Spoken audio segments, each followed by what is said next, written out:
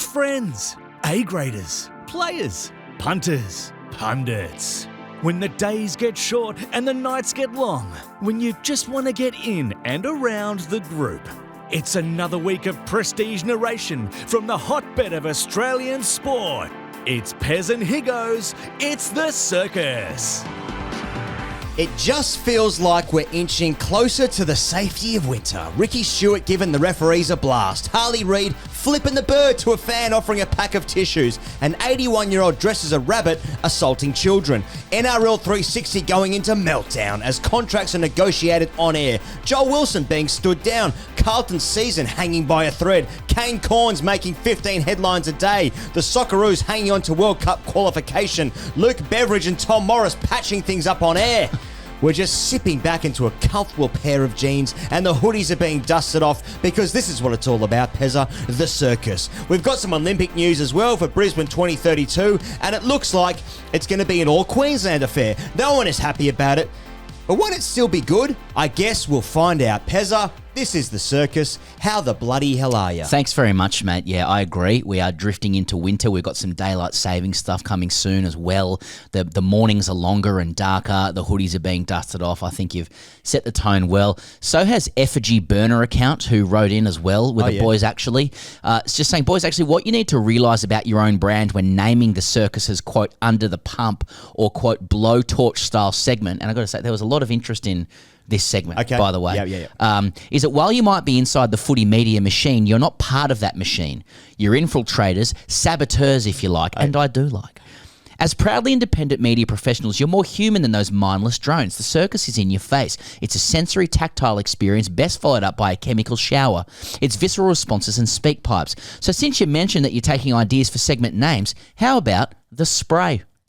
Hard to think of anything more personal or visceral than copying it from both speakpipe barrels at close enough range for eye protection and nasal swabs to become an important consideration.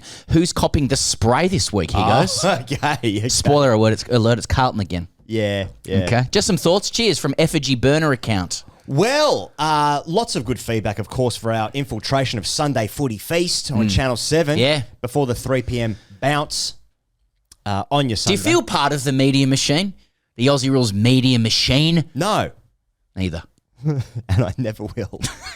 I never want to. We're not insiders. No. We're offsiders.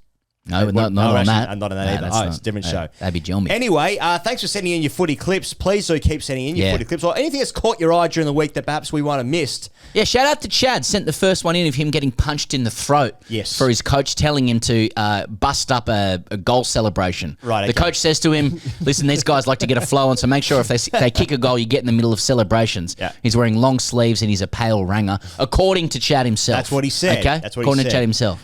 So thank you very much. And I understand how this works. When someone says to you, hey, follow this thing, that thing's got to give something to you first. Yes. I understand how it works. So we could say, follow It's the Circus Pod on Instagram, and they'll say, I'll do it when it fucking comes to me. Yes. Okay? I understand how it works. Yeah, so it's on us. But if you're bored, just go there and have a look anyway. We've got some Morning After Paris gear. You know, some good stuff might come through at one point. So jump the gun and just do it before you know it gets you. And you can send us your footy clips there. Or go... boys actually at gmail.com. There's local footy happenings that deserve national media scrutiny. It's as simple as that. Yeah. If you've seen something at local footy, it doesn't have to have involved you. In fact, the more you dob other people in anonymously, in a cowardly fashion, the better. And we can scrutinise it on national television with in 8K with like 3 or 4 cameras around and in the kind of under the rubric of the AFL media machine. Yeah. That's the opportunity there for the listener. Behind the iron fist of Channel 7's legal team. That's right. Now, should we hear from the punters? Finally! We go with DJ is DJing today. Damon Jackman, that is. Shout out Damon Jackman. Charlie's fucked off. There's a lot of boys actually about Charlie, and we're going to hold him over for when Charlie's back. Charlie's at his brother's wedding, should be said. Charlie's fucked off, right? He's fucked off. Okay. So let's see what the punters are saying this week. Boys, I haven't had sex in 6 months, and that's still a shorter drought than since the last time I saw Fremantle win a game of football. Boys, how is it that Josh Curran can be penalised for impersonating a referee, but the Eels receive no penalty for impersonating a competent fucking football team? Nice. Chinos, RMs, and former Joey's boys scoring tries. Oh, yeah. Yeah, Waratahs are back. Safety.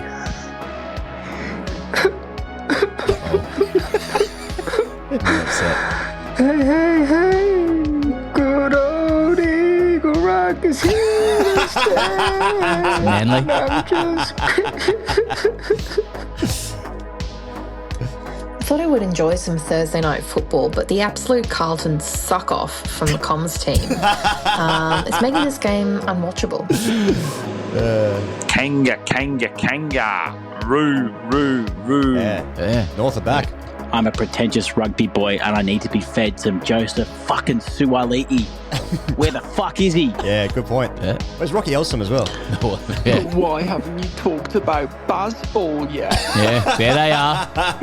Can't sleep. Tasmanian mascot will eat me. Can't sleep. Tasmanian mascot will eat me. Boys, Happy Gilmore 2 is coming out. Yeah. Happy Gilmore 2. In-Betweeners are doing a reunion skit about Oasis reuniting. Gwyneth Paltrow is 52 having sex scenes with Timothy Chalamet, and the Eels are still fucking shit. Karen Rolton Oval, getting me hot, doing a bit early. Marnus, gotta go, mate. I think you're in doubt for the World Test Championship. And do you know who won't be officiating? The man with eyes painted on, Joel Wilson. There we go. See you later, brother. Big news. Joel Wilson's firing sparks third umpire disarray as correct on-field decisions loom in the cricketing world. Joel Wilson sacked. Why was he umpiring the Dogs v Conga? Hey, way! Just boarded a flight from Chicago to LAX and saw Joel Wilson got the sack. It's big news. Never happy for a bloke to lose his job ever, but you fucking beauty. Here we go. Do any women listen to this show? And that's the hard cut. That's is- the mood of the that is a nation. hard cut. Yeah, whoever put that music up in the background needs to sort out the editing levels. There's a mood of the nation. Big news around Joel Wilson, especially. I don't know why there's a disproportionate amount coming into this show. This is a football show. Yeah, it's a football show. But yeah, winners, losers, joy, tears. In equal measure across all the codes, people getting hope, disarray, disappointment. It's the full gamut of emotions. Is anyone copping the spray from you this week? He goes, have you got the blowtorch on anybody? Maybe the Queensland government over what's happening with the Olympics. A lot of people upset. Okay. But I thought you meant with what Kawaja said about Joe Dawes and Peter Dutton. Or vice versa. That's right. Depending on There's a which bit of Queensland stuff in that. you sit. No, not really. I mean, no one's really caught my ire this week. Mm-hmm. This wheat. This week. Well, I got the blowtorch on Lynx. A tribute to the farmers. Oh, yeah. Sorry, Lynx, yeah. Lynx the deodorant, which is discontinued Lynx Africa. This week. Now, that's a big loss for Year 9 locker rooms everywhere. I checked the date. I thought it might be an April's Fool's gag. So did I. And it turns out it wasn't April 1. All right, you may have heard that our iconic Lynx Africa scent is getting discontinued. We know it hurts. Sorry if we've ruined your go-to fragrance, but don't worry, the rest of your faves are still here. Well, I don't have other favourites in the Lynx range. That's the problem. That's the problem. Okay, so I just wanted to shout that out. The blowtorch on the Lynx company, or the parent company that manages Lynx, the brand itself. God, they looked after my chest. Yeah, my hairless chest, my armpits, and my balls on Saturday night. This is a scent. This is an olfactory sense that has accompanied many, many listeners throughout their adolescence. Yeah. So I thought it's best to doff the cap and also apply the blowtorch to the company that discontinued Lynx Africa. Pezza, may I say, a touching tribute. Do me best. Someone's got a house party. You best believe I'm getting 2 sprays downstairs, just in case. Oh, DJ likes that. A big purveyor of the Lynx Africa. I thought I could smell something. DJ actually... When he wanted puss. Oh, that's just for you, DJ. That's for you. And the pay pigs. Come on.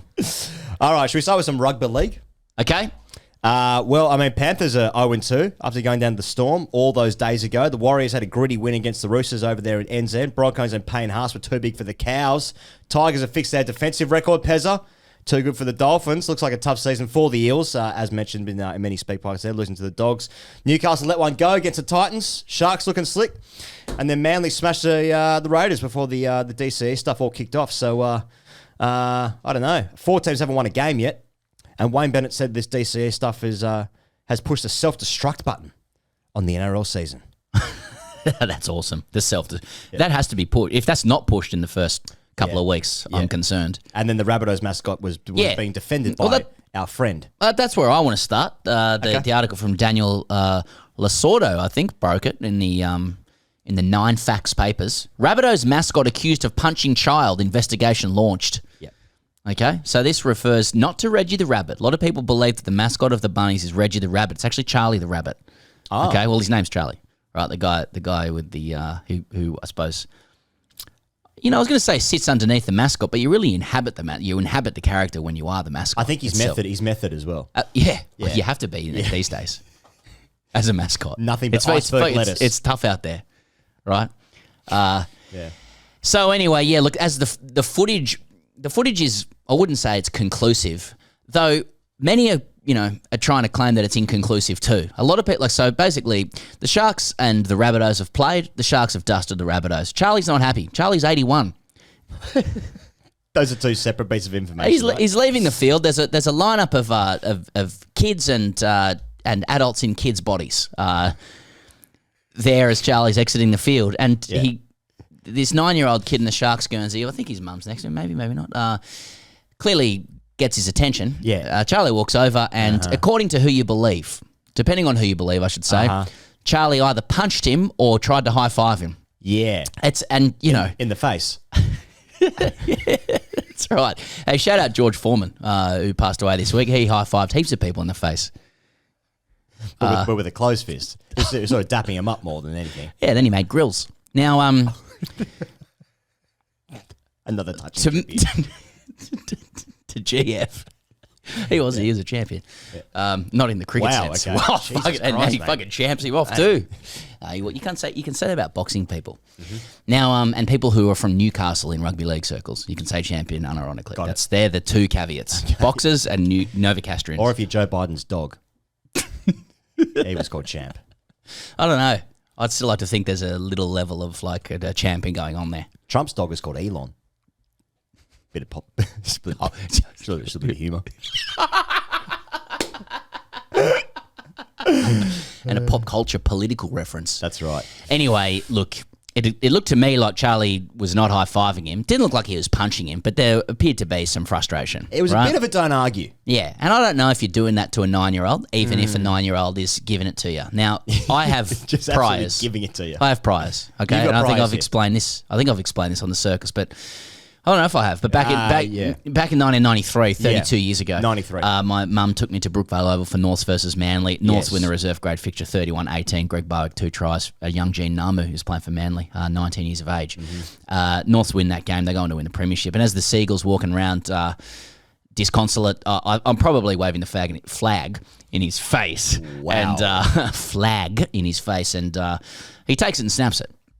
Right? Yeah. I speak to my mum through the week. Mum's like, you weren't doing anything. The Manly fans were aghast, and a Manly staffer actually came to our house afterwards and delivered a new flag. Now, didn't give me my old flag back. Don't get me wrong. But I asked my mum, was I being a smartass? Because it's really sat with me that I probably was doing something. And I'm not proud of that, by the way, but I'm just saying. Yep. Just trying to shed some light on things can happen. The mascot 8-year-old, 9-year-old dynamic, and that might help. Albanese got involved in this and said, Charlie's a good guy, basically. So the PM went and stood up for him, and Charlie said, I wouldn't really do that kind of thing. So case closed, as far as I'm concerned. Yeah. 9-year-olds will have a crack at mascots too. Don't worry about that. Oh, 9-year-olds? Yeah. 29-year-olds? Yeah. It's about the mascot being able to deal with it appropriately, right? Yeah. I wonder if he waved some tissues in the mascot's face, a la Harley Reid. Ah, interesting. Sort of cross codes. Plot thickens. And nice. Yeah. I mean, the footage wasn't quite as grainy as sort of Zapruder gear. No, but it wasn't. Well, I saw what happened there. That's pretty simple. What happened there too, right? Back into the left. Explain that. Smoking gun. Have a look at it. Train tracks out the back. We went there. Simple. It's very, very simple. You go to Dilly Plaza. You look out there. You're like, no, you can't get that. You can't get those shots off. Not from there. No, we tried. We were asked to leave. We went into the museum. I didn't go through the tour and straight to the 4th floor. Let's have a look. Simple. We went in with water pistols. Anyway, Zapruder, Charlie the Rabbit. Yeah. Innocent. Guilty.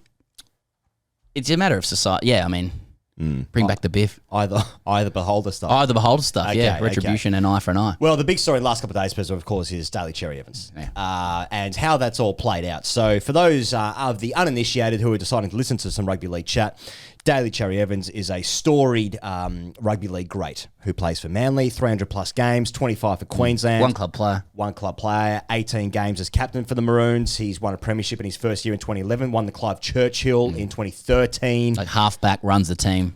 He's won Manly's best and fairest 3 years. Kicks, passes, scores. Yeah. Just one of the greats playing. Only guy born in the 80s in currently playing rugby league, which says more about the game probably. Yep. So he told Manly that he was leaving at the end of the 2025 season, which is when his contract finishes. Privately. Privately. You told them privately last year. A bit of disarray. People are upset. Now, and quite often, like saying I'm leaving, like there was no like deadline to that, or like there was no, that wasn't case closed. It was presumed by Manly that was a bargaining position. Yeah. You know, Yeah. that there was time to. that I'm leaving. Well, yeah, this is rugby league. You know, we are playing for sheep stations here. You know what I mean? And everything. Not a lot happens Is that above the 19th board. team? Is that coming in next year? I hope not. Roger Cook says the Bears are back in 4 weeks. So, but you know what? If I wake up in 4 weeks and a team with a sheep stations in, that would just be the curse of the camera angle coming back again. It's actually sheep stations. Sheep station Bears. Where are they located? Oh, it's the Bears. I don't give a fuck. Is it red and black? Do we get a preseason game at North Sydney Oval? I'm fucking there. Yeah. Anyway, so and then NRL 360 are discussing this sort of. It's Gordon Tallis, it's Braith Nasser, it's Buzz. Who was on there? No. The chronology is that prior to that, on 9 News, Daly Cherry Evans announced that he would be at another club next year. Right. This was his last. No, not another club. This was his last year at Manly. Mm-hmm. So he made that announcement, and Manly was scrambling. Yep. CEO Tony Mestroff, Scott Penn, and the way they decided to make a counter-offer to Daly Cherry Evans' decision that he'd made last December was to call up NRL 360 in the break. While Buzz Rothfield is Bruz. How are you, Bruz? Bruz Rothfield. There's a character. He's on air. Yeah. And so then he's now negotiating with Buzz with Bruz. Yeah. Like Steve Crawley's the head of Fox. This is according to reports. Steve Crawley's the head of Fox. They note that the announcement's been made on the rival Nine Network. That DCE is playing his last season at Manly. That's it. That's the end of his career at Manly. No one club player. Might go overseas. Might go to a rival club. Whatever. Decision made. Who's got bunts for him? That's right. Stuff. Steve Crawley calls up his journos and it's like, what's doing? And he calls up Tony Mestrov and Scott Penn. Like, no, we got a deal. Yeah. And so they offered DCE a 2-year deal for $1.5 million to NRL 360. That is the code. That's the code at its best. That's why you have to love the code. Daly Cherry Evans later on came on a 9 program. So I'm going to presume there's a job in this for DCE somehow. But he goes on to the 9 program, 100% footy or whatever the fuck it's called, and sort of turns down that offer. So they've basically negotiated with each other via TV shows, which is kind of where things are going. It's like the Tom Morris, Luke Beveridge thing or whatever. That's pretty much how this works, isn't it? Yeah. People seem to like the sport, but they really love the stuff during the week. Well, we're not sure what the fans think about it, but we certainly get given it. That's a good point. I don't know if it's been focus group tested or if it's just like producers and journalists going, it's a good story? Me.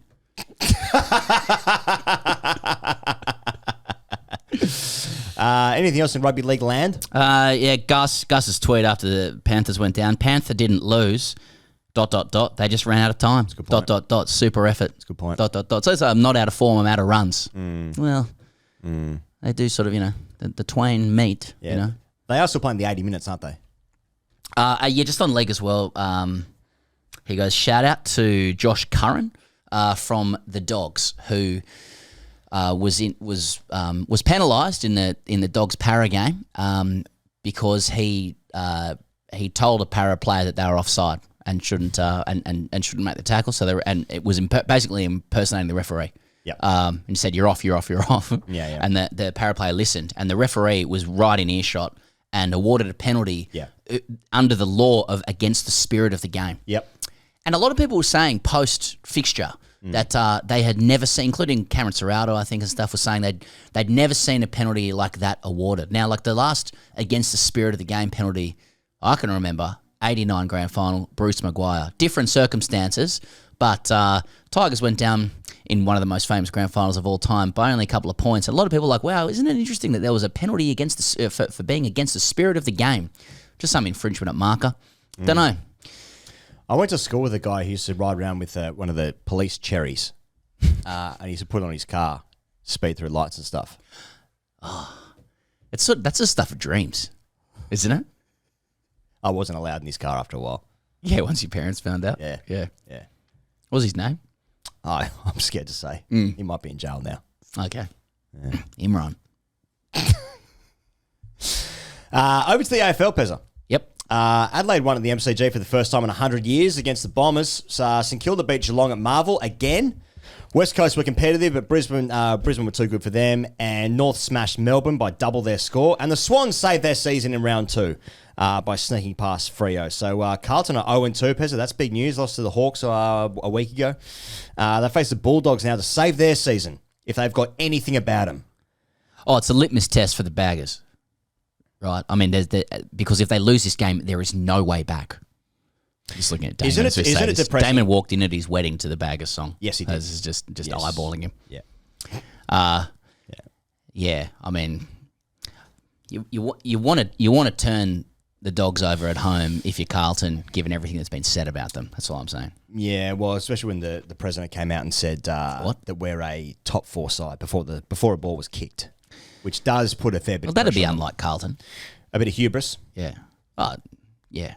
Isn't it depressing? Because we are sinking deeper into winter as it gets a little bit cooler. You know, days shorter, daylight saving. We're not there yet. But we're not there yet. Yeah, it's like the Sheffield Shield final's still on, Pezza. No, but we're not quite there yet, right? It's still a little bit too warm for it to be like the proper winter, like the meat and bone of the season. Absolutely. And yet, there's probably across codes, there's probably about 10 teams where the season's already over. Yeah, except that it's not, is it? It's not. No, it's not. We just need to say it. Feels like I'd rather talk about that than who journos like. Yeah. Yeah. Or would I? I'm enjoying Kenty's blitz at the moment. A lot of people will be thinking it convenient that you've mentioned the Swans win, given that we didn't mention their losses. Yeah. But I guess you just get that opportunity when you run the show. But like I did mention all the other teams, to be fair. I watched that entire game with the Swans, and I at no stage thought they were going to win that game. But you know, there you go. Look. Do you have anything on these games, by the way, that you want to call out? Not really. All right. SEN Breakfast. Kane Corn says, I'm calling him Harley Plead because he just pleads for free kicks. Yeah. Bang. Yeah. Volcano goes bang again. Well, Harley Reid was issued a please explain after giving Brisbane Lions fans a middle finger on Sunday. Reid playfully responded to heckling fans of the Gabba after one of them had offered a packet of tissues to him. Now that to me was so wholesome. And also that guy was carrying tissues in the first place. Yeah. Was he aware of the seat number he was going to be residing at? Yeah, exactly. Well, or if Harley finds himself on the flank, or is he sort of in between season, bit of pollen count, high pollen count, hay fever gear. Well organised. Was he on the bags last night? Yeah, yeah. Well, that's probably the most likely. Like in 2025, that's the most likely explanation. A 55-year-old father. I do find it quite I find it quite wholesome. Like it's a very wholesome prop. I'm going to bring some tissues in case I can taunt Harley Reid. So like the old chewy on the boot sort of stuff. You've got chewing gum on your boot, therefore the ball you will not be able to kick the ball straight. Yeah, you know? It's very wholesome. Yeah, yeah. Well, big story this week. Harley Reid though. I mean, he's playing in a side that hasn't won a game. Oh, and what does it say about his state of mind? Exactly. What does it say about his state of mind? Mm-hmm. That his behaviour, flipping the bird, and the culture, and the culture at the Eagles as well. Is he searching for a move back home? Well, now we know. Chad Warner's going to stay at the Swans. We understand. So, Mitch Clear, it's being hinted, but it's not being. I mean, I don't want to go the early cry. Oh, I thought it was plenty of paper. Just other things I noted in the media.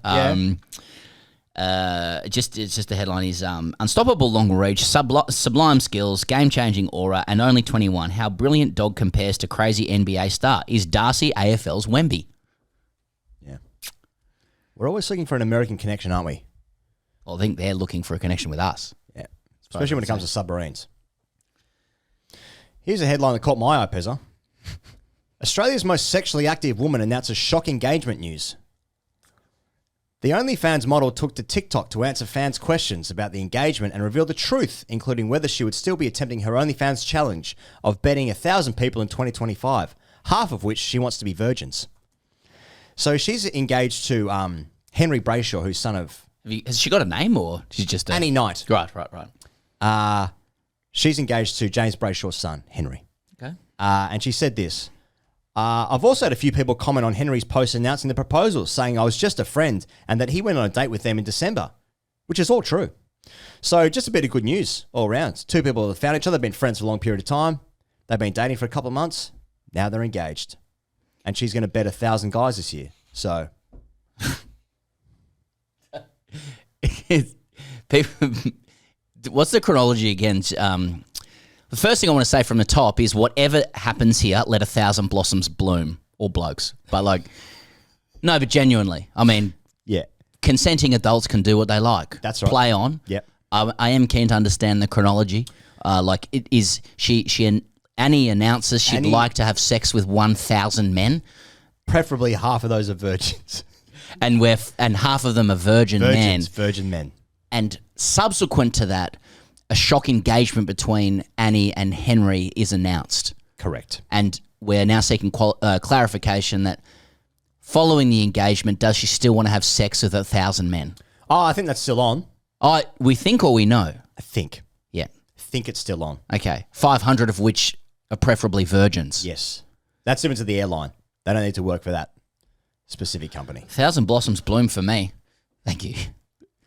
Whatever. It's they can good luck do to it. everyone. Good luck to everyone. Good luck to the Brayshaw family. Good luck to the Knight family. Exactly. Play on. They can do it. They do what they like. Yeah. Anything else out of footy? Yeah, the Tasmania Stadium roof design, Pezza. Cricket Tasmania and CA, that's Cricket Australia, have co-written a letter to the Tasmanian government expressing significant concerns about the current roof design of the proposed Macquarie Point Stadium. The letter asked for the government to consider a stadium design option that does not have a roof or that has an operable roof. So they're concerned about shadows being created by this literal glass ceiling across the deck when they play cricket there, and they need it to be 23,000. So I looked up before. So what's now known as Ninja Stadium is 19,000. That's that capacity. So they need it to be 23,000, this new stadium for the Macquarie Point Stadium, and they want some designs that don't have a roof. But what happens if it rains? Well, I mean, they've dealt with that up to this point, haven't they? Played at Marvel. I mean, this development has left me more convinced than ever that the AFL is going to get what they want. Because if the AFL wants something and cricket wants something, we know who's going to win that situation. Yeah. So I'd imagine, what kind of power does Cricket Australia and Cricket Tasmania have in the maelstrom of this stadium? You know, as far as I can see, it's Andrew Dillon, Richard Flanagan, the author from Tasmania, and Cricket Australia, in that order. Yep. I like looking at the designs of the roof just because it's novel. Yep. And then I just turn the page or whatever. Mm-hmm. Here's some news about the Olympics.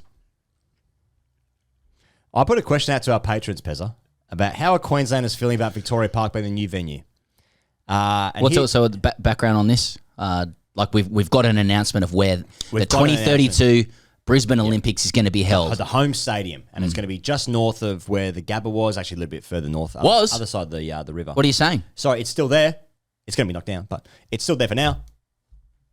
The Gabba will be no more. No more. You seem quite willing to move past that. I'm ready to move on from it. Yeah. And I have some separation. How cruel we can be. I'm not from Brisbane, you see. And found separation. Well, I know they built this great big train station to get people in and out of the Gabba much easier than previously. And now that's just going to be wasted. So that's an issue for people live in Brisbane. But they're left with it. So the Gabba's out, but there is a train station there. Yeah, that's right. Yeah. But we're not sure what the purpose of the station is now without a venue that it's taking people to. Yes. Okay. Yep. That sounds like an episode of Utopia. And now we have a brand. Every institution needs a brand spanking new venue every, it seems 10 to 15 years. Yeah. Liquor paints don't matter anymore. No. It's just knock it down, or build something new and shiny, right? And we have it. Is this what we're saying? That's what we're saying. Okay. I mean, the Sydney Football Stadium did get a liquor paint and some new toilets, but they had a Maryvale touch to it. They knocked that down and rebuilt the same thing. Yeah. Yeah. But it was just new dunnies. Nice. Anyway, I put the question out to our Brisbane brethren. And here's the response. How the fuck do I rhyme Victoria Park with Abbatoir? That's so true. Can't wait to get you to Victoria Park. Doesn't have the same ring to it. Victoria Park, from golf course to gold medals. Disgraceful decision. Fucked. Now they'll have a state of origin on an oval and not Lang Park. Now, this has also coincided with Suncorp being snubbed as an Olympic venue, Pezza. There was some talk about it being hosting the opening and closing ceremonies, and it's been snubbed. Volandi's not pleased with it. He said, what about the number one sport in the world? See, I would have liked Lang Park to host the Olympics. I don't think anybody's ever been suggesting that. But can you imagine the Americans trying to win gold at Lang Park? Yeah. You know what I mean? And then they'd have to deal with the history and heritage of everything that's come from that place. So especially if they had to run the 800 or the 400, you know? Good luck with those 4X cans. And you go around at right angles. Yeah. Good luck. Now we're talking. That's quite a hindrance. Well, to it'd the be outside like, lanes. would it be? We could only ask Queenslanders to answer this. I suspect I know the answer, but like, would any Queensland spirit rub off on Australia were the Olympics particularly domiciled at Lang Park? You know what I mean? Would Australia get to feel Queensland spirit, or is that reserved simply for Queensland spirit minus Usman Khawaja? Well, especially, yeah. Well, it's going right around the state because North Queensland's going to get sailing, football and basketball. So Townsville Stadium will host football and co-host sailing with the Whit Sundays. Oh, what a destination that is. Tropical Queensland eyes cricket. Mackay's Great Barrier Reef Arena is slated to host the Olympic and Paralympic cricket if the IOC decide to include the sport in those Brisbane Games. Central Queensland's going to get rowing and the Athletes Village. So Rockhampton will host rowing with the local Fitzroy River course set to see major upgrades. Darling Downs going to get the equestrian, and the Sunshine and Gold Coasts previously proposed sports for the Sunshine Coast, including the marathon, racewalk, road cycling, and mountain biking. So it's a full experience of Queensland, Pezza. But it's the Brisbane Olympics. It is the Brisbane Olympics, yeah.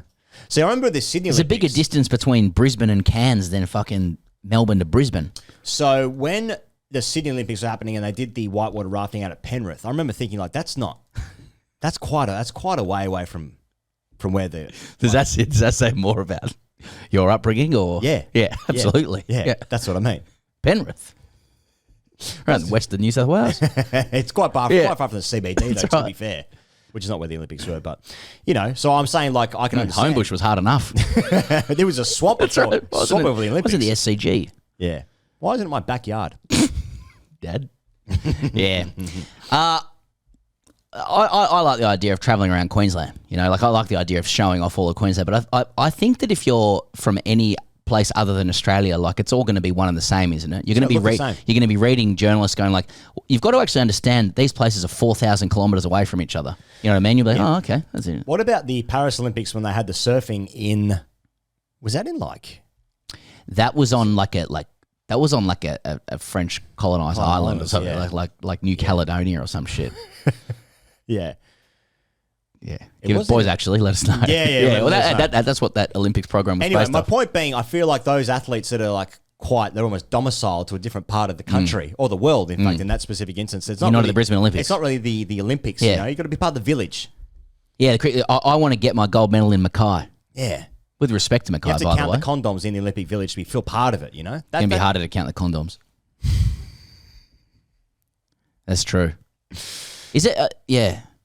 Are there too many events, you know, not close enough to the epicenter of the Olympics? You know, you make it all the way to the Olympics and you don't get to stay in its epicenter. Are they going to do the long distance swimming in the brown snake? Well, exactly. But like, that's a great point. Like the Seine. Yeah. That went well. Yeah. Hardly anyone was sick. No, we're not asking how people are after that. Yeah, imagine like, you go, you've got no athletes village experience. Yeah. Still, the world gets to see Mackay and Townsville, so. Good for tourism. Don't let perfect be the enemy of good. Should we talk about Rugby Union? Yes. Here's this story. So Israel Folau might play again for an Australian-New Zealand representative side or an invitational side that will play against the Lions as a warm-up to their tour in Australia.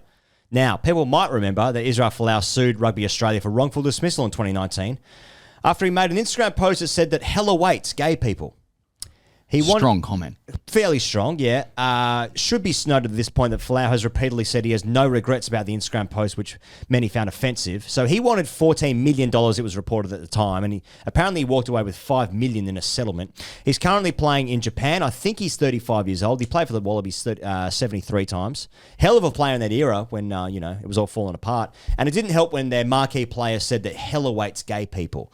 So this is, he's made some comments to Code Sports saying that he's open for selection, and this is sort of stirring the pot again, which really divided the nation at the time.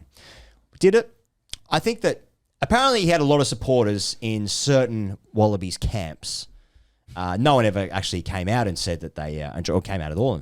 In fact, around Israel. Well, why would you? After that guy, yeah, hell awaits. So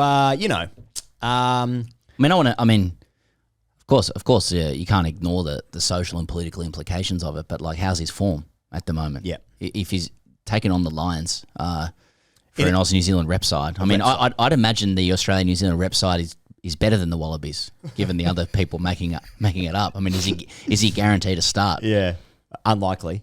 35. I mean, how's his form in Japan? In Japan, let us know, that's boys. a big Actually, question. he was an exemplary, exceptional footy player. And may still and be. Rugby League as well. That's what I mean. Yes. Yeah. Top of his field. But I just want to know if he's walking into a spot there, and where is he playing these days? We want to see how it looks. Well, I would have thought so. If you're playing for the ANZACs, we might tease ourselves with some forgotten years stuff. The Midnight Oil song. Yeah, you're right. It's the ANZACs versus the Lions. Yeah, right. There might have been a few ANZACs back in the day who agree with Folau's position. Given that he sued the organisation, and now he's just said like, "Oh, I'm good to come back if you guys want me." What's that? I think like, why does he want that? Hasn't that always been the case though? Hasn't he always been available for selection? Yeah, I don't recall. I sort of have blocked out the Wallabies. They're the yellow team, right? Boys actually on that as well, I guess. And yeah, the Waratahs are good now. Waratahs are back. Max Jorgensen, Joseph Suoliti, who? No, that doesn't work. Joseph who? Let us know where he's playing the Shoot Shield. That's all I'm interested in. Joel Wilson and Michael Goff were dropped from the elite panel of umpires. They've been there since 2019. Now, no reasons were given why they were dropped. But Michael Goff is surely one of the best umpires knocking about. So he might have stepped down or stepped back. That wasn't said. But I wonder if that was the case and then Joel Wilson was not stepping back. He had just been dropped. Now, I reckon if you're Michael Goff, you want to make that distinction. Yeah.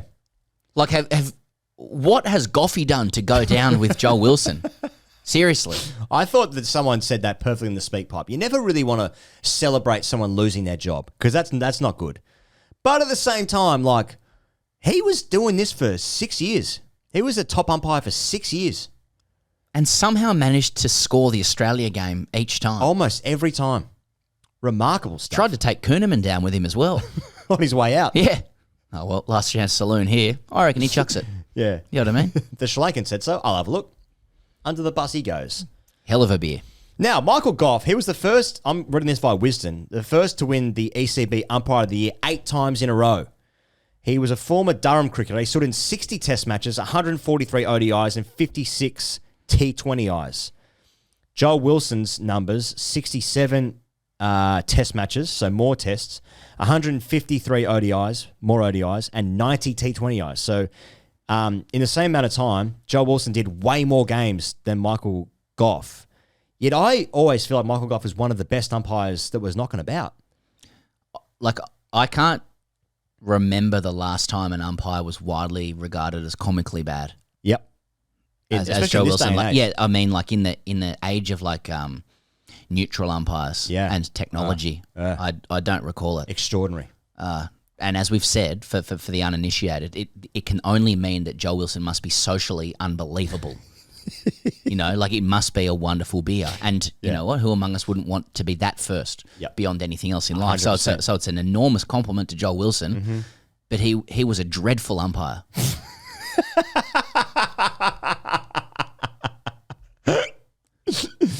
The football, Pezza. The football. Listen, can we I think, just quickly on the Khawaja stuff. Oh, okay, yeah, sorry, right, yeah. So, again, background, Usman Khawaja scores 100 2 games ago for Queensland. He does so with some hamstring tenderness. He's running 2s when he could run 3s, but scores 100 nevertheless. He reports hamstring tightness and soreness into the athlete management systems. He tells Cricket Australia about it. He tells Queensland Cricket about it, he later says in a press conference that he didn't receive a reply from them, not really. And is next seen at the Formula One on the weekend that Queensland are playing a Sheffield Shield game that they need a particular result in, not necessarily a win, to ensure their place in the final. Following that, the head of Queensland Cricket, the boss, Joe Dawes, he holds a press conference in which he expresses disappointment in Khawaja's decision not to play. Khawaja having already said, but I was injured. Khawaja holds a response press conference. He calls a press conference at AB Field in his Queensland kit. In the Bulls polo. Emotionally, and refutes what Dawes says. Says that he had hamstring tightness. There was reasons for him missing the game, that he has to be selective about when he plays, and that he's available for the final. He also goes on to say that he's not expecting an apology from Joe Dawes.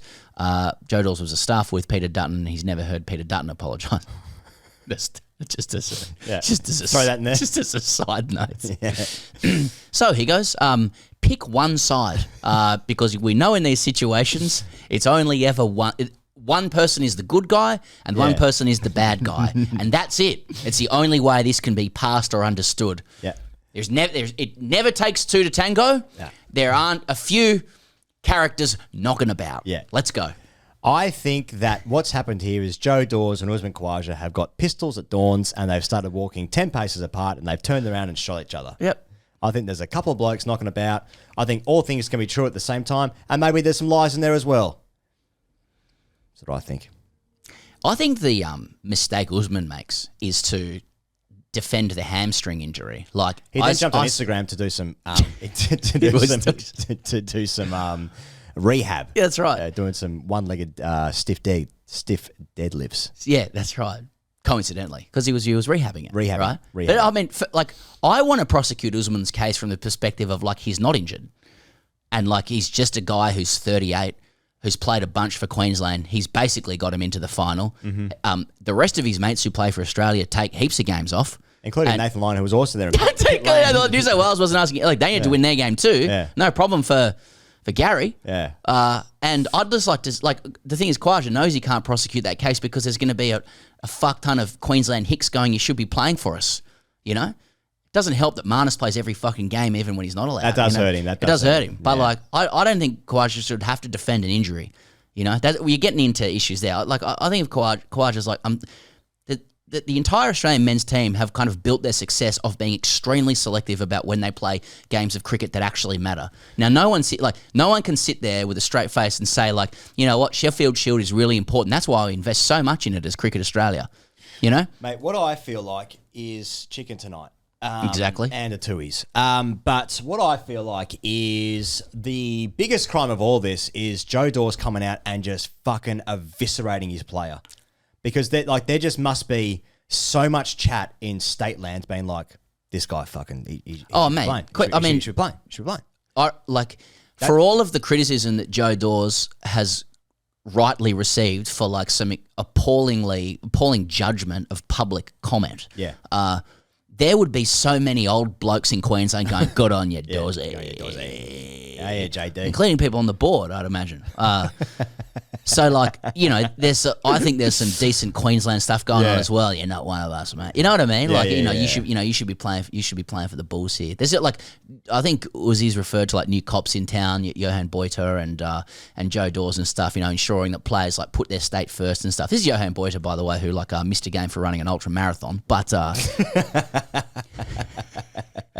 that was his hammies. But so for me, I'm like, I think the moment you start getting into, well, was he injured, wasn't he injured, he's really missing the point. Like, I think Khawaja could be forgiven for going, hang on, firstly, I've got heaps of run capital at the moment. A lot of run capital. Okay, he's failed in this innings in the Shield, but everyone did. Yeah, but he could be forgiven for going, hang on, the rest of my Australian mates, they they get to miss heaps of shit. Yeah. Different reasons, bit of bowling stuff, whatever, workloads, but like, and then on top of that, Usman's like, you know, I don't feel like a lot of people have looked after me in my career. Bit of a siege mentality. I'm kind of going to do my own thing. And then you get the old blokes going like, well, that's not good enough for Queensland, and then it all just kicks off with a couple of egos. Because what's probably true as well is like, could he have played? Yeah, probably. Yeah. Probably could have played.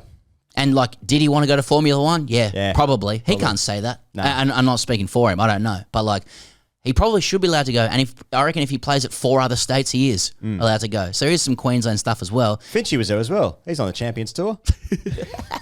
Yeah, how'd Watto and those boys let Finchy go to that? Was Christo there? Christo was there. Yeah, exactly. Creo, Watto was in the Nets. T20 Stars. So yeah, I don't know.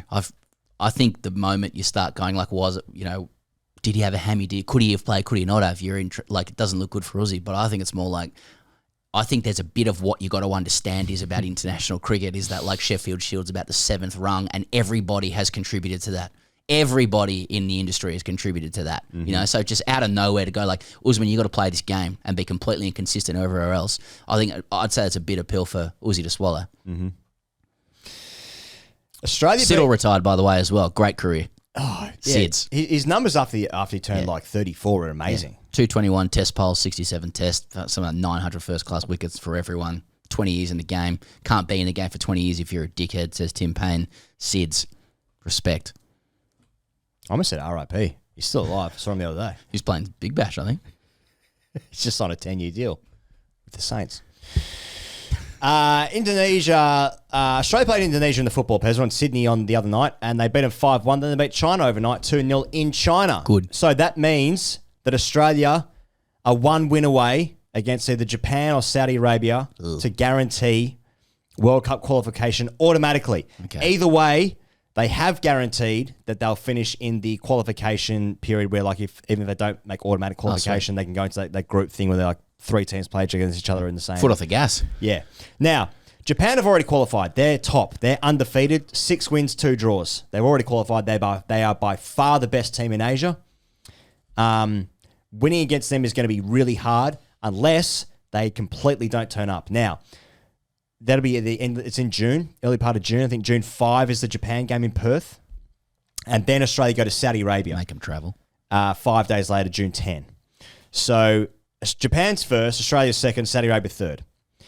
Australia need to win one of those 2 games, and they'll guarantee that they'll be in the top 2 and then qualify for the World Cup in a couple of years' time. So that's what we want. What do results offer us? You know, if can we take a point? It gets a bit more complicated because Indonesia is 4th. They're 1 point behind Saudi Arabia, and that's 4 points behind Australia. So Indonesia could actually win both games and finish higher than Australia. So it gets a bit more complicated. Watching Indonesia the other night, if we're missing out to them, fucking put it in the bin. Genuinely. Now, Dutch side. The unbelievable, like, shout out to Indonesian fans in Sydney last week. That's one of the coolest atmospheres I've heard. I was like watching this going, it was really, are we the baddies? Yep. Like Uruguay stuff. You know, like, it felt like it was in, like, for at least 5 minutes of that game, it felt like this is Indonesian destiny. Yes. Then they get the pen. Yeah. Hits the post. They fuck it, and then it's Australia. Or it's all Australia. Advance. Yeah. But yeah, so shout out to the fans. But I mean, if we're finishing below that, bin for Australian football. So that's probably not likely to happen, but Saudi Arabia is going to be really difficult. But those are the last 2 games for Australia. They're basically the 2 hardest games. Japan at home, Saudi Arabia away. Result. Okay. Popovic has done well since he's come back, though. Don't think he's lost the game. And just a note, finally, Pezzer, on the NBL. Okay. The Illawarra Hawks defeated Melbourne United in the NBL finals. Now, Matthew Dellavedova, people might remember who that is. He played in the Cavs side that beat the Golden State that year. He was awarded finals MVP. Now, boos rang out from the Hawks crowd, and Dellavedova, during his speech, he says, "Davo, this really belongs to you. You had a hell of a series." And then walks over to Will Hickey and gives him the award. A touching moment. I don't know why he calls him Davo. It's just what he said. Just doesn't know any of his teammates who's come back from the NBA. Dave, my name's Will. That's Will. Yeah. Good on you, Davo. So, but Will Hickey's in the opposition. He plays for the Hawks. So Delhi plays for Melbourne United. So, Right. that was the thing. So yeah. Dellavedova gets a lot of brownie points. The league looks bad by giving someone the award that he doesn't even want it. And then Will Hickey gets an award that he wasn't actually awarded. So what's he going to do with that? You know? What's the actual like legacy of that? Like when they go through like who the finals MVP was in the NBL in that year, 2025, it's going to say Matthew Dellavedova. Well, 1-0 Melbourne United there because I think Dellavedova comes off looking good. Will Hickey embarrassed, NBL embarrassed. So if you're a Melbourne United fan, result. You lost it in 5. Exactly. But you've actually won. Yeah, and you got here as well that Justin Tatum is Jason's dad. The coach of the Hawks. Coach of the Hawks, yeah. And I think it's fairly well established that the Celtics are favourites. Watch this game. Did they? Yeah. Who's the Celtics coach? Yeah, that's gonna. Celtics coach? No, couldn't tell you. Like, he's awesome. Anyway, they asked him about it, and he was able to name the rebound play that they delivered to deliver the series. Oh, okay. And then the reporter was like, "So did you guys sit down and watch the game together?" And he said, "I can't tell you that." It's pretty awesome. Huh. Also shout out to Oscar Piastri who won the China GP. Yeah, are we still in the window where we care about F1? Because it was only here a week ago. No, I'm saying that just for anyone who watched that doco and he's going to get on Boys Actually or Drive Speakpipe. to Survive. Boys, what about Oscar? Yeah. Yep. And Lewis Hamilton won the sprint race in Ferrari Red. People are excited by that. See, this is I have to concede here. I didn't realise there's now different categories of races. Like, isn't there just one fucking race? So they get points. There's like a sprint race. Is that a new thing? I think is that awesome? That's green jersey, yellow jersey stuff. Boys actually. This is yeah. And then you get points for if you finish pole. You get points like that. Oh, yeah. You get points for fastest lap, and you get points for winning the race. So there's many ways to get championship points. Just win it for me. Get the fucking thing across the line. A to B. Who's got the fastest go-kart? Is it time for Boys Actually? I think so. Okay. Look, a lot of people wrote with corrections for Charlie in relation to Wagga matters. There's probably about half a dozen people who are coming for Charlie. And he's gone back home in shame. I hope so. I hope some of them are at his brother's wedding. Yep. But that he's gone home for. But I'll be saving them over for when Charlie's back because Charlie famously deals with those things well. Okay. So we'll hold them back for and also for right of reply purposes. That's right fair. for Charlie. That's only a fair. democratic position. Yeah. Michael Walker says, thoughts on North Sydney Bears legend Les Kiss being touted as the new Wallabies coach. Also, Mo Salah, new contract. Where is? Cheers, Max. Les Kiss was like my first ever favourite player at the Bears. Lightning quick. Played a couple of test matches. Yeah, Queensland legend, and now he's coach of the Reds, and he's touted as a Wallabies coach. He's been in Rugby Union coaching for decades. And yeah, I mean, I'd be concerned for the Wallabies really if you have someone from the Bears trying to help them win. But good looking rooster and wonderful rhyming slang for going to the toilet. Yes. But yeah, hell of a player, Les Kiss. Very attractive as well. Mo Salah, anything? Don't know just yet, but the news overnight is that looks like Trent Alexander-Arnold is going to go to Real Madrid. It's been spoken about for a little while, but Fabrizio's got it. Yeah. He didn't start his tweet by saying, "Here we go," so it's not official yet. But and we know when Real Madrid want their man, they get their man. Is that right? And so the other big contracts in Liverpool's team is Virgil van Dijk, the captain, and then of course Mo Salah, who's having this great season. But now that Mo Salah basically can't win the Ballon d'Or, the award for best player in the world, individual season, because Liverpool can't win the Champions League, so will Mo Salah leave Liverpool and go to Saudi Arabia? Saudi buns? Does that make you happier than if you went to the continent, for example, to ply his trade further? Yeah. If you're going to go and leave, obviously, first and foremost, never go to a rival. So never go within your own league. England, yeah. So there's that. And also, if you want to go... Michael Owen style. Exactly. So if you want to go to an invisible league, like Saudi, then... So I don't have to see you. Fill your boots. Yeah. This is from was on match payments from Dom, who says, boys, is Patsy Swaglord here? Sorry, not Dom. Patsy Swaglord. Hey, Patsy. AFL Bush League in Victoria I used to frequent in the juniors, resis, stick around to watch the ones afterwards and see a gunful forward from the opposing side. Ask what the go is, as there must be a bit of bunce knocking around to secure this specimen. Moved like a city player, something can't be right. Was paid at team max salary cap circa $80,000 and also was bought a boat from the club. Called the boat Match Payments. Sticker and everything. 80K and a 80K boat. and a boat called Match Payments. Fucking hell, that is wow. That's awesome. Shangri-La. Yep. James says, boys, actually, in RSTGC Fridays 236, so this is our Patreon here. Sign up if you want more. Okay. If you want more. Mitch Shame, Higgos claimed that he's 6'1", quote, and change. I would like to dispute this, as I am myself a whopping 6'2", brackets, and change, and appear much taller than him when I was a nonce and snuck into the green room after the Adelaide show for a photo. Can't speak to flooring situations / optical angles, which may explain this discrepancy, as I had consumed approximately 12 beers by this point. Evidence attached. Obviously don't have it here. It's primarily an audio show for you. But do you remember that, the nonce who snuck in? I remember that. Regards, James. So, look, I've seen the photo, and there's not much between you, so... I guess it's just being put to you. Are you 6'1" and change, or have you been caught out in a lie? Yeah, I've been wearing lifts as well. Not links. No, I can't find it. I just stockpiled that actually before they discontinued it. Yeah. Okay, so that guy who snuck in backstage, who was a fucking maniac, has taken a. You're 5'8". Yeah, I'm 5'8". Yeah. Michael writes in a couple to go. Michael writes in. Boys, actually, vis-a-vis the potential for an Australian football or cricket stadium to allow full-strength beer. I asked about this last week and said, some wowzer, write in to explain why this can't happen. Reversing years of light and mixed-strength supremacy, what you've got to understand about Australian drinking culture is that this is, in capitals, never going to happen.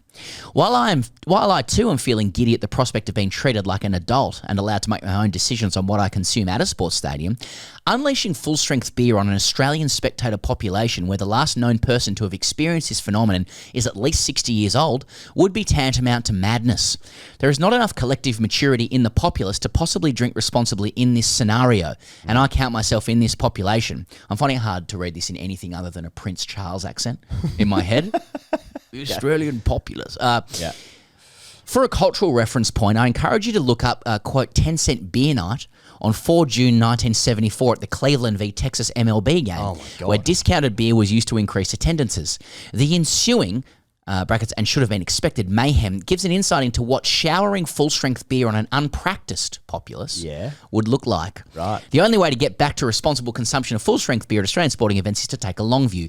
Generations of patrons need a period of adjustment until responsible consumption could be attained. Using a complicated algorithm, scientists have determined that 10 years of full-strength mayhem would likely be required to reach this, quote, point of respectability. The key question is whether any government, police force or sporting administration will be prepared to ride out this period of chaos to get to this point. By way of international comparison, I recently visited the West Indies. Well, I visited the West Indies in '99 for the Frank Worrell Test Series, where beer and rum was readily available at the ground or allowed to be purchased outside and carried in. From what I could see, most local patrons seemed to be able to drink moderately and behave themselves. Brackets, glassing incident on St Vincent Hill aside, thus demonstrating the population can drink responsibly in these circumstances. Conversely, the behaviour of Aussie tourists when exposed to this unlimited source of full-strength liquor once again showed our inability to adapt. I'd love to see it happen, but can't see it. Nevertheless, it would be an excellent cultural experiment. Keep up the good work. Yep. Well, I noticed, so last year, so you see a lot in golf terms, right? So live golf has become like this party environment right across the world, especially in Australia and Adelaide. But last year, they've got this, on the PGA Tour, they've got the Phoenix Waste Management event, and basically they've got like the party hole, which is I think it's the 16th hole, par 3, stadium course design. Yes, and they encourage people to make as much noise as possible. Very anti-golf, Happy Gilmore stuff. Yeah, and so a couple of years ago it started to get loose, and then they sort of encouraged how loose it's become, probably in some sort of reaction to what live golf has become in a party sense. Yeah, and last year it was like, I think it was last year, like just absolute chaos. Like people went in, sort of like. Being like the worst versions of themselves, just getting absolutely flogged, like running on the course, jumping in the lake, like throwing beers everywhere. Like it got too much, you know? So like when you, I suppose when it's like hinted or encouraged that they want you to, you know, get loose.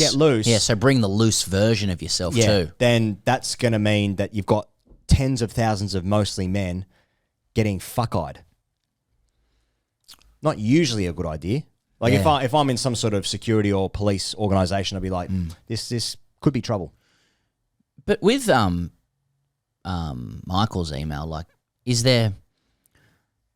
should there be concern over the suggestion that like some populaces can do it and some populaces can't, you know, like genuine discrimination and prejudice against groups of people. It strikes me as being illegal somewhere along the line. Yeah. Like, in the Caribbean you can give it to them, but you can't give it to the boorish Aussies, you know? Yeah. Or is it just fact? History suggests there have been a couple of incidents where it's like, let's just dial it back a bit. I wish it weren't true. Yeah. You've got to keep the Aussies on a tight leash. You know what they're like. Yeah. But if you condition them over 10 years and deal with the chaos over that, then you're going to see some rewards. Now, I could see a V'landys or an Andrew. See some rewards. Well, you know, like, you know, we receive a lot of investor prospectuses based on 10-year horizons. Right. You know, I could see an Andrew Dillon or a mover and shaker like Peter V'landys, who Roy actually calling Feathers. You know what I mean? Yeah. I could see Feathers take that on. If there's going to be a buck in it for rugby league, can we support the idea of full-strength alcohol? Now, I understand that you can get it in like certain inner city grounds in rugby league, but out the west you couldn't. So there's been some discrimination on like that's a shame. Locality lines. Yeah, well, that's what Michael's advocating for here as well. Is there a gateway of 3/4 strength beers? So increasing the tolerance gradually over a time. couple of seasons, yeah. We normally try and decrease these things. I'd be more inclined to have a couple of 3/4 than I would half. Yeah. Half feels like an expensive water, doesn't it?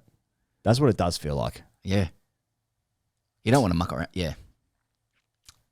Food for thought. Let us know what you think. Adam, just to finish off, boys, where are we at vis-a-vis Josh Giddey's salad in your frequent conversations? Yeah, I saw this this morning, actually. All-time salads. Does it make your Mount Rushmore? God-tier Shangri-La. Does a Great Barrier Thief need to lift his salad game to launch beyond the Australian... well, he's not the Great Barrier Thief. We know what he's called. He's the Slob Wizard. Slob Wizard. He's not the Great Barrier Thief. Yep. Josh Giddey is Slob Wizard. Beyond the Australian basketball following coterie into the broader Australian sporting psyche. Yours in TGC Bingo, some coat. Yes. It's also it's more shocking when he's playing basketball, right? Because the basketball hairstyles typically, they keep it pretty tight. Keep it pretty tight to the old bonce there. You know, you get some more flamboyant hairstyles in football, your rugbies perhaps, but... it's a bit bouffantish. It is bouffantish, yeah. It's a great head of hair, though. Oh, it's tennis. Hereford. It's good tennis hair he's got. Yeah, I like that. But yeah. it stands out more in basketball. I mean, anyone white playing in the NBA does stand out. If you put a Pat Cash headband around it and he played tennis, then you've got a kind of a pastiche of the 70s and 80s. Yeah. I'm surprised he hasn't done that from a branding perspective, Giddey. Yeah. Like he's just letting it flow. Yeah. A headband, I think, would do wonders for him. I think he needs some help with his branding. Yeah. So, you know, anything to move the conversation along. Yeah. So, but I think for now, people aren't ready to go like, Josh Giddey, how good's the hair? They're just not there yet. Not quite there yet. Yeah. But that's part of the PR that needs to... That's right. Yeah, you like 0.5 to 0.75 strength alcohol. Not quite fish and chip paper, was it? It was sort of... No, it's still hanging around there. Hanging around a bit there. All right. Well, that's the circus this week. We promised something shorter. We did. Thanks for joining us in the circus. We'll see you guys next week. Cheers.